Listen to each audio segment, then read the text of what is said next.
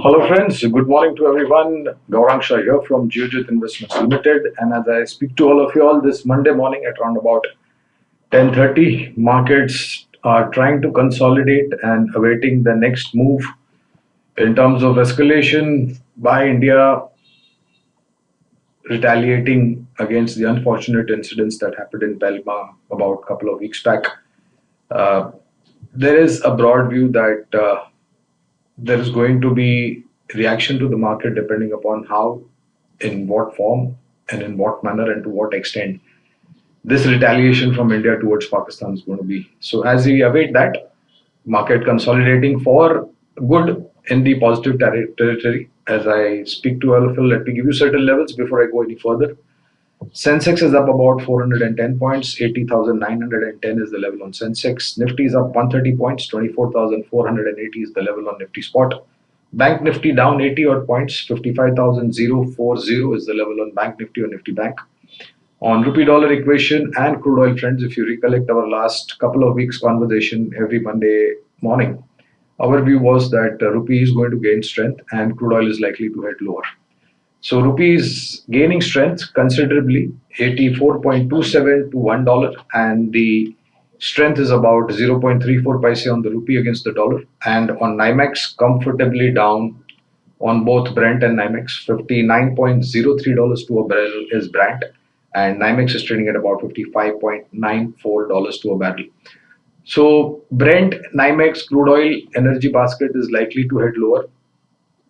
Two most important factors. One is the increase in output from OPEC plus, which has led to this correction, multi-month low, in fact, as we speak on crude oil, Brent, and NYMEX is trading at about 55.94, again led by the supply glut and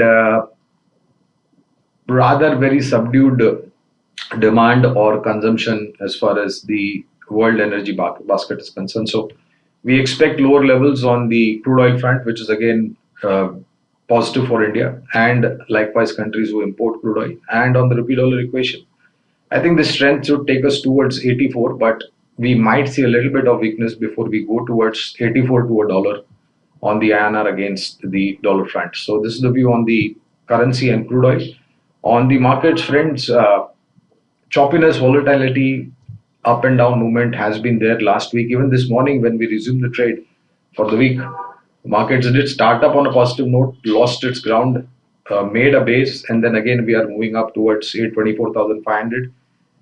And like I mentioned earlier, if we are able to conquer decisively 24,500 plus levels on the closing basis, then more higher levels could be open up. But we have to be aware about the fact that the retaliation can come anytime.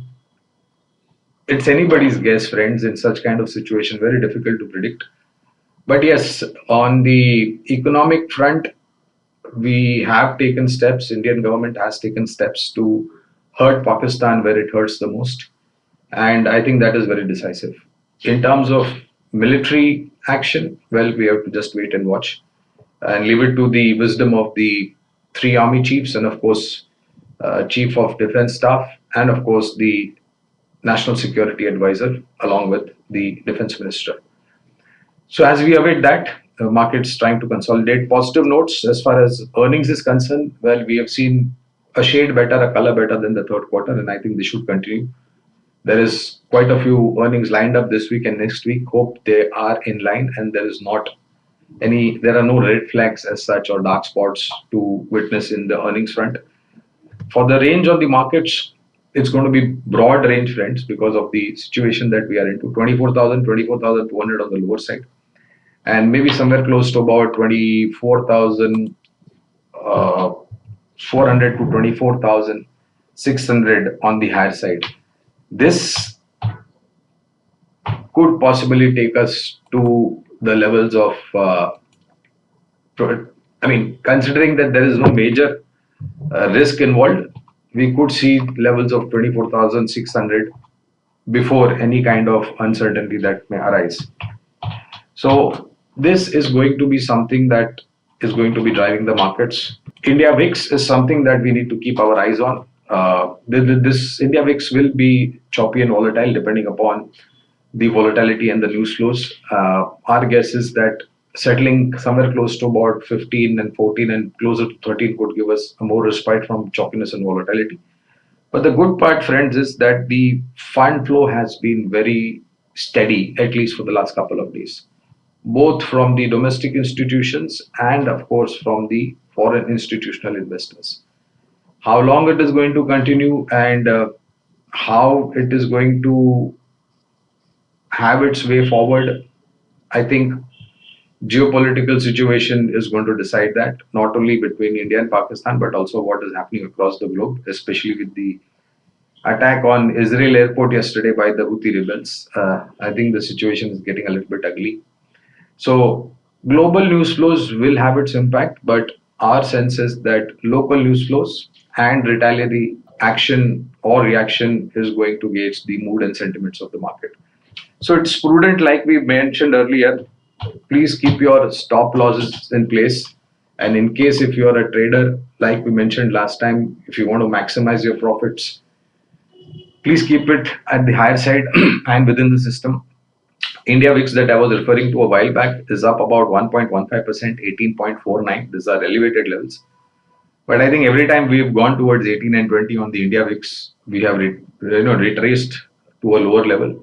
So let's hope we are going to see this retracement as far as India VIX is concerned. Investment ideas, well, definitely earnings season is something that is driving the sentiments on the positive side. And with that view, we believe that banking and finance is going to report strong numbers. Last week, Saturday, we saw numbers from State Bank of India. Of course, like the delivery on numbers front, banking sector has performed quite well. So the first investment idea from a long-term point of view is State Bank of India, largest bank in India.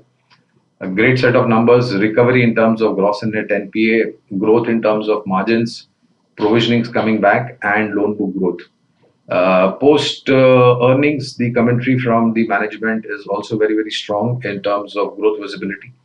And of course, loan book growth. Interest rate cuts will also enable loan book growth to a great extent. So, our sense is that banking sector should be your priority, and within that, I think State Bank of India is the stock that qualifies. Of course, we've seen targets getting revised post the earnings, so we have a positive call and we maintain that, and our outlook remains still positive on State Bank of India.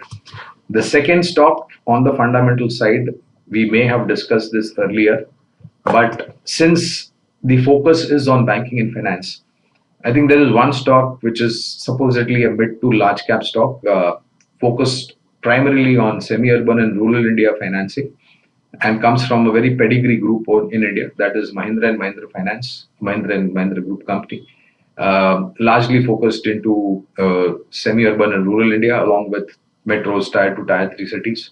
There was a concern some time back in terms of recovery, but that has been now part of history. We believe that the credit line demand from semi-urban and rural India is going to look very, very robust, especially with the forecast of above normal monsoon. I think agrarian related loans is likely to have a very strong pickup. That's where M&M is focused on. Mind you, friends, these are all long-term investment ideas. So please bear that in mind. These are not BTST. These are not 3 months, 6 months, 9 months. These are 1 year plus, 12, 16, 18, 24 months plus kind of investment idea.